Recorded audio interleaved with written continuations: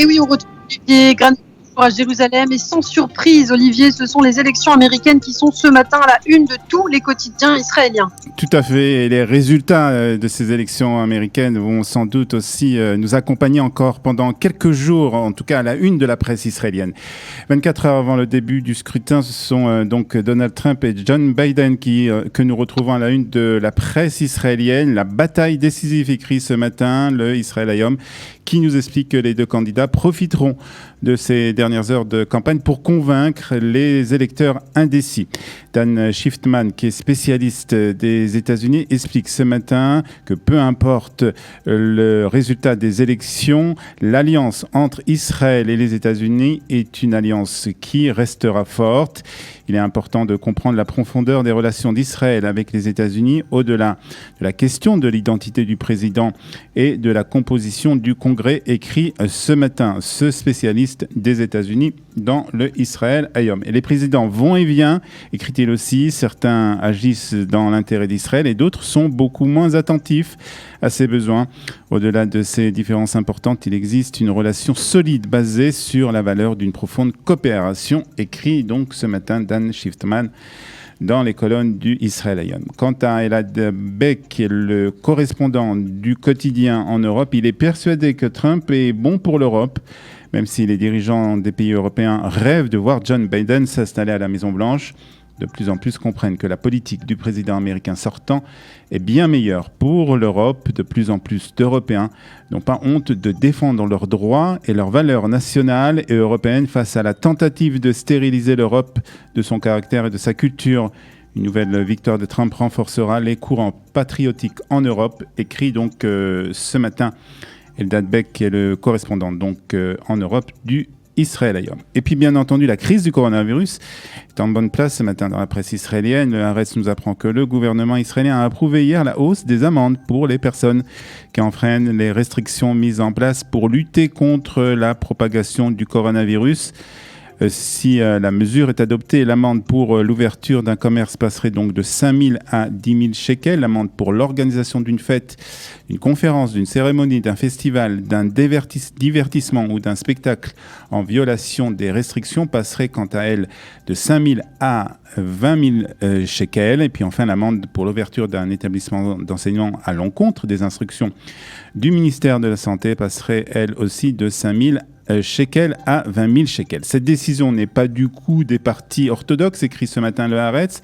Les députés des partis Chasse et Judaïsme unifié de la Torah et Yahadut Torah ont d'ores et déjà annoncé qu'ils se prononceront contre cette mesure, aussi bien au sein du cabinet que lors du vote au Parlement. Puis le vice-ministre Yaakov Litzman explique aussi qu'il est ridicule d'augmenter le montant des amendes alors que le taux de contamination est en baisse. Et puis ce matin, le Yediot Achronot donne la parole au professeur Yoram Ariav, qui est un ancien directeur du cabinet du ministre des Finances. Il estime que la crise économique liée au coronavirus est très mal gérée en Israël. Les politiciens ont changé les règles du jeu. Ils utilisent le budget de l'État à des fins politiques. Les citoyens israéliens ne font plus confiance à ce gouvernement, déclare l'ancien haut responsable, haut fonctionnaire au Yediot Achronot. Et puis le ministre des Finances et de la Santé ne sont toujours pas d'accord sur la date de la réouverture des magasins de rue.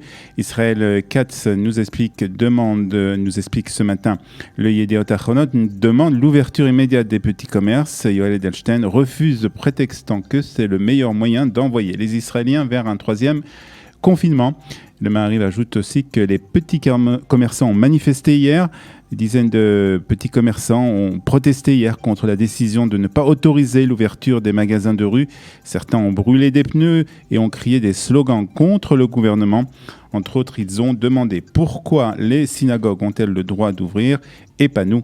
C'est ce que nous explique ce matin donc le Maariv. Il nous explique aussi et donne la parole à Mani Moreno, qui est importateur de chaussures et qui a déclaré lors de la manifestation: après des mois passés à rester assis tranquillement et frustrés face à ce qui se passe dans le pays, nous avons décidé de manifester.